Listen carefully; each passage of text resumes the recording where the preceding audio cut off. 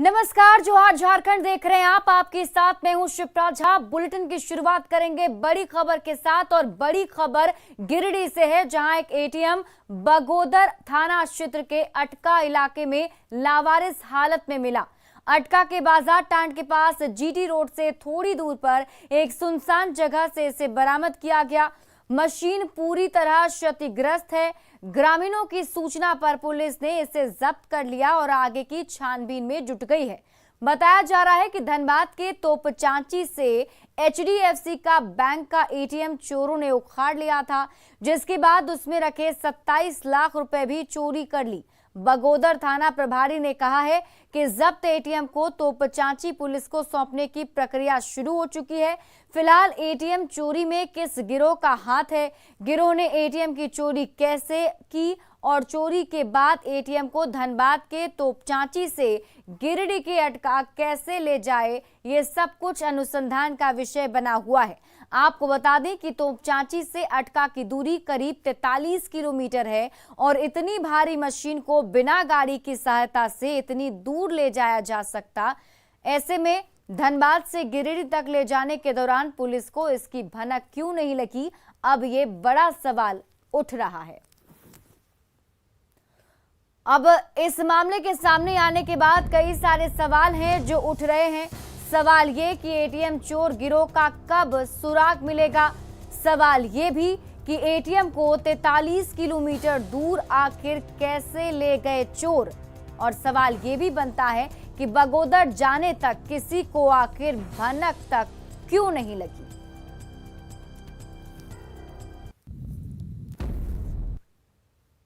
और ये दो तस्वीर हम आपको टीवी स्क्रीन पर दिखा रहे हैं। देखिए, यहाँ लावारिस हालत में एटीएम की वो मशीन मिली है। ये वही एटीएम मशीन है जिसे उठाकर चोर जो हैं अपने साथ लेकर भाग गए थे। इसमें बताया जा रहा है कि 27 लाख रुपए कैश थे जिसकी चोरी कर ली गई और इस एटीएम को इसी तरीके से यहाँ पर फेंक कर चले गए।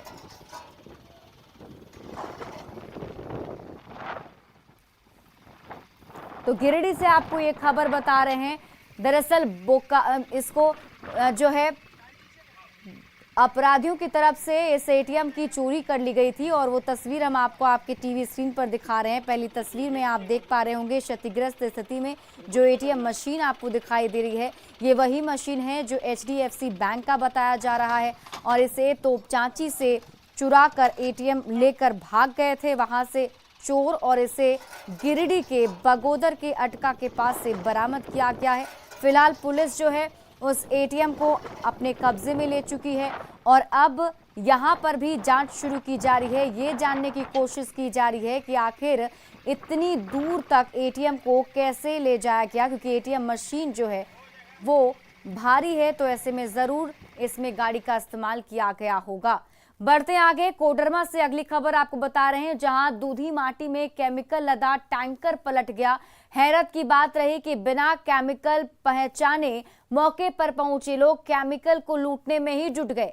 लोग गैलन और ड्रम में भर भर कर केमिकल ले जाते दिखे, जिसकी तस्वीर हम आपको दिखा रहे हैं। देखें, यहाँ पर भारी संख्या में लोगों की मौजूदगी है जो अपने ड्रम और गैलन में केमिकल ही लूट रहे हैं, जिसके बाद रांची पटना मुख्य मार्ग पर जाम की स्थिति बन गई।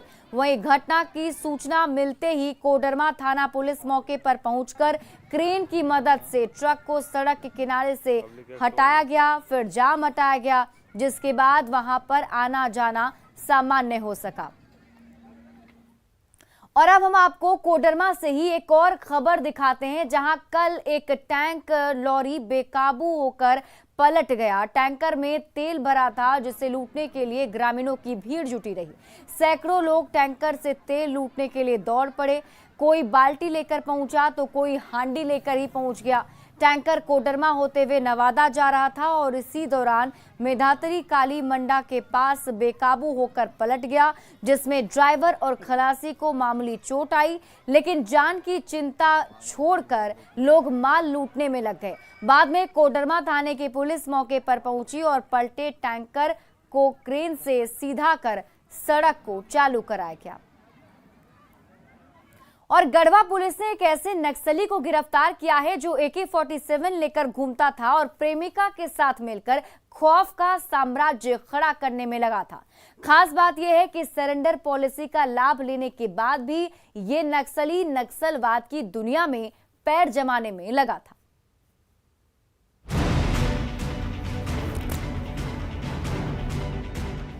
हाथ में हथकड़ी और काले कपड़े में मुंह छिपाए साधारण कदकाठी का ये व्यक्ति इतना खूंखार है कि पिछले कई महीने से गढ़वा पुलिस के लिए सिरदर्द बना था। ये हार्डकोर नक्सली भानु सिंह खरवार है जो AK-47 लेकर घूमता था, जिससे पूरा इलाका खौफ खाता था।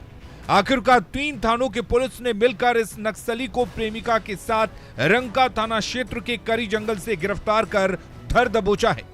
पुलिस ने इसके पास से AK-47 राइफल, 1 मैगजीन, 20 राउंड गोली और 7 मोबाइल सहित एक डायरी भी बरामद किया है, जिसमें लेवी का रिकॉर्ड छिपा है। बात कि AK-47 राइफल और एक दूसरा देसी हथियार भी बरामद किया गया है। इनका लंबा आपराधिक इतिहास है। पूर्व में ये माओवादी था और उसके बाद TPC और वर्तमान में अपना संगठन खड़ा करके क्षेत्र में मैंने लेवी के लिए इसके द्वारा काम किया है। AK-47 वाले इस नक्सली के कारनामे लेवी वसूली और सरकारी काम में बाधा डालने से आगे कहीं ज्यादा चौंकाने वाले हैं। भानु सिंह खरवार कभी भाकपा माओवादी का सब जोनल कमांडर हुआ करता था। सरकार की सरेंडर पॉलिसी के तहत साल 2016 में इसने आत्मसमर्पण कर योजना का लाभ ले लिया। साल 2020 में इसे जमानत मिली तो समाज की मुख्यधारा में लौटने की बजाय ये फिर से लाल आतंक का साम्राज्य फैलाने में लग गया। 2021 में दोबारा दहशत फैलाने के आरोप में सलाखों के पीछे पहुंचा और 1.5 महीने बाद ही जेल से निकलने के बाद TPC में शामिल हो गया। प्रेमिका बिन्ना कुमारी के साथ मिलकर युवक युवतियों को बहलाकर अपना साम्राज्य फैलाने में लगा था, जिसका एक ही मकसद था, लेवी वसूली और नहीं मिलने पर मारपीट और काम में बाधा डालना। भानु पर जहां सरेंडर से पहले मैच 6 केस थे, सरेंडर के बाद नए 8 केस दर्ज हो गए, यानी अभी ये 14 केस का इनाम लेकर घूम रहा था, जिसकी गिरफ्तारी पर पुलिस चैन की सांस ले रही है। चंदन कुमार कश्यप, न्यूज़ 18 गढ़वा।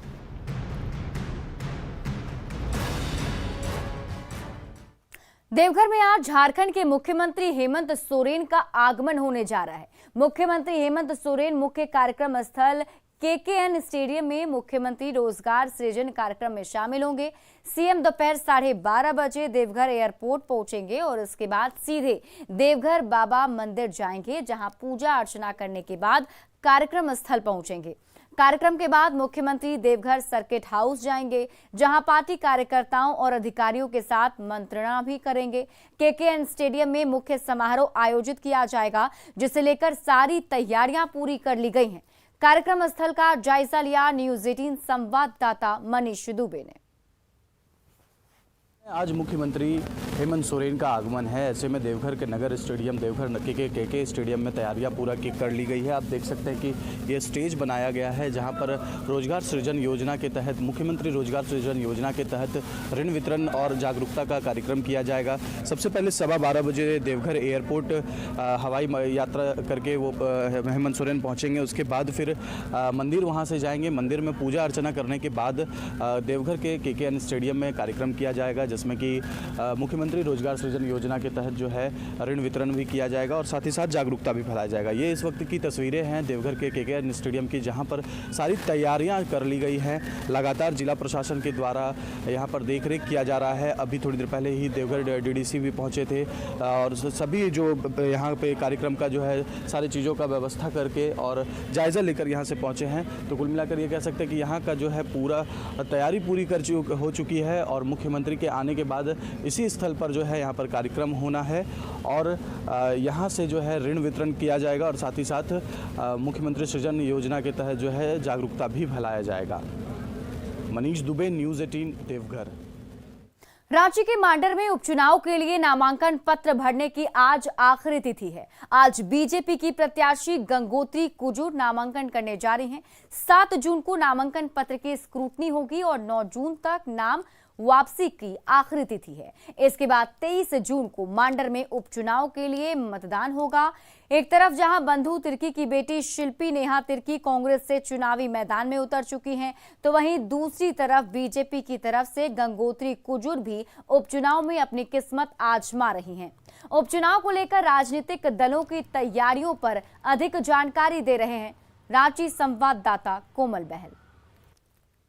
संपत्ति के मामले में बंधु तिर्की की सदस्यता जाने के बाद मांडर में उपचुनाव हो रहा है और उपचुनाव को लेकर के नामांकन पत्र दाखिल करने की आज आखिरी तिथि है। और बता दें कि 7 जून को नामांकन पत्रों की स्क्रूटनी होगी, साथ ही साथ 9 जून को नाम वापसी की आखिरी तिथि निर्धारित है। और बता दें कि 23 जून को मांडर में उपचुनाव के लिए मतदान होना है। इस उपचुनाव में जहां एक तरफ बंधु तिर्की की बेटी गठबंधन की उम्मीदवार है, तो वहीं दूसरी तरफ बीजेपी की तरफ से गंगोत्री कुजूर यहां से चुनाव लड़ रही है। तो अब देखना होगा कि क्या बीजेपी यहां से जीत हासिल कर पाती है या बंधु तिर्की की बेटी को कहीं ना कहीं सहानुभूति वोट मिल सकता है। बहरहाल इन सारे सवालों का जवाब तो परिणाम ही बता पाएगा, लेकिन सवाल अब भी बरकरार है वो यही है कि झारखंड में अब तक 3 उपचुनाव हो चुके हैं और तीनों ही उपचुनाव में सत्ताधारी गठबंधन ने जीत हासिल की है। तो ये चौथा उपचुनाव है। तो बीजेपी की अगर हम बात करें तो बीजेपी के लिए ये कहीं ना कहीं नाक का सवाल बन चुका है। ऐसा इसलिए क्योंकि जब से दीपक प्रकाश प्रदेश अध्यक्ष बने हैं तो उनकी मौजूदगी में ये चौथा उपचुनाव है। तो अगर बीजेपी जीत हासिल करती है तो ये उनकी पहली जीत हासिल होगी और अगर हारती है तो ये लगातार उनकी चौथी हार होगी। कोमल बहल, न्यूज़ 18, रांची। आरजेडी अध्यक्ष लालू प्रसाद आज पलामू पहुंच रहे हैं, जिसे लेकर पार्टी कार्यकर्ताओं की तैयारी पूरी है। दरअसल 1995 में गढ़वा में विधानसभा उपचुनाव के दौरान आदर्श आचार संहिता उल्लंघन का लालू प्रसाद पर आरोप लगा था। इसी मामले में लालू प्रसाद की पलामू सिविल कोर्ट में पेशी है। गढ़वा के गोविंद हाई स्कूल में चुनावी सभा के दौरान हेलीकॉप्टर को निर्धारित स्थल से दूर खेत में उतारा गया था, जिसे लेकर उन पर मामला दर्ज किया गया था। आज शाम पलामू पहुंच रहे लालू प्रसाद 3 दिनों तक पलामू के दौरे पर रहेंगे। इसे लेकर आरजेडी के कई नेता पलामू पहुंच रहे हैं। वहीं लालू प्रसाद कल पार्टी कार्यकर्ताओं के साथ संवाद भी करेंगे। राज्य के सरकारी स्कूल 17 मई से लेकर 4 जून तक गर्मी की छुट्टी की वजह से बंद थे। गर्मी की छुट्टियों के बाद आज बच्चों का पहला दिन है, लेकिन स्कूल खुलने के पहले दिन ही बच्चों को वार्षिक परीक्षा से गुजरना पड़ रहा है। स्कूल खुलते ही कक्षा 3वीं से लेकर 7वीं तक के छात्रों की परीक्षा शुरू हो गई है। स्कूल में परीक्षा देने आए बच्चे परीक्षा को लेकर थोड़े प्रेशर में दिखे। उनका कहना है कि अगर परीक्षा को लेकर थोड़ा समय मिल जाता तो और बेहतर रहता। हालांकि स्कूल प्रभारी का कहना है कि जब परीक्षा का शेड्यूल जारी हुआ तो उन लोगों ने बच्चों को व्हाट्सएप के माध्यम से परीक्षा की जानकारी दे दी थी। प्रबंधन का कहना है कि बच्चे नर्वस तो हैं, लेकिन उनकी तैयारी पूरी है और परीक्षा के बाद नए सत्र की पढ़ाई शुरू हो जाएगी। तो आज तो एग्जाम है। यस मैम, आज एग्ज़ाम है। रेडी हो एग्जाम के लिए? यस मैम, रेडी है। बहुत नर्वस भी है पर रेडी है। और समर वैकेशन था तो कुछ तैयारी भी कर लिए। समर वेकेशन में तैयारी कर ली? Yes ma'am. तो अब स्कूल खुलते के साथ एग्जाम हो गया है तो प्रेशर है थोड़ा? मैम है। लेकिन तैयारी भी पूरी? Yes ma'am. एग्जाम कैसा जाएगा, क्या लग रहा है? मैम ठीक जाएगा। समर वेकेशन हुआ और उसके बाद तुरंत स्कूल खुलते हुए एग्ज़ाम हुआ है। और उसके बाद ये ऑनलाइन क्लास पहले हुआ था, लेकिन तब पहले कुछ करते थे और अभी हम जस्ट स्कूल आए और मोबाइल पर दिखते हैं कि ऑनलाइन का ये एग्ज़ाम का रूटीन आया है, तो थोड़ा सा प्रेशर है। बच्चों की क्लास तो ऑनलाइन हमारे टीचर्स ने लिए थे पहले, और अभी बच्चे एग्ज़ाम भी दिए थे। इनका फर्स्ट टर्म हो चुका था A7 A2 का, और अभी इनका सेकंड हो रहा है। तो डेट जब पब्लिश हुई तो हमने सभी बच्चों को इन्फॉर्म किया व्हाट्सएप से कि तुम्हारी एग्ज़ाम 6 तारीख से है। तो बच्चों में थोड़ी नर्वसनेस तो है, लेकिन वो प्रिपेयर भी हैं क्योंकि उनको एग्ज़ाम देने ही हैं, तो वो अच्छे प्रिपेयर हैं और थोड़ी नर्वस भी हैं, तो हम लोग उनको ठीक कर रहे हैं। तो ये जो है फाइनल टर्म का एग्जाम? हाँ, ये फाइनल टर्म का एग्ज़ाम हो रहा है। इसके बाद बच्चे सेशन कब से शुरू होगा? ये जुलाई से हम लोग कर देंगे शुरू। हाँ, जुलाई से एग्ज़ाम देने के बाद जुलाई से उनका नया सेशन शुरू हो जाएगा। रांची के मोरहाबादी मैदान में बीजेपी की ओर से आदिवासी महारैली का आयोजन किया गया। रैली को संबोधित करते हुए बीजेपी के राष्ट्रीय अध्यक्ष जेपी नड्डा ने हेमंत सरकार को उखाड़ फेंकने का आह्वान किया। जेपी नड्डा ने सीधे हमला करते हुए कहा कि भ्रष्टाचार और हेमंत सरकार पर्यायवाची शब्द बन गए। आदिवासी महारैली में गरजे जेपी नड्डा।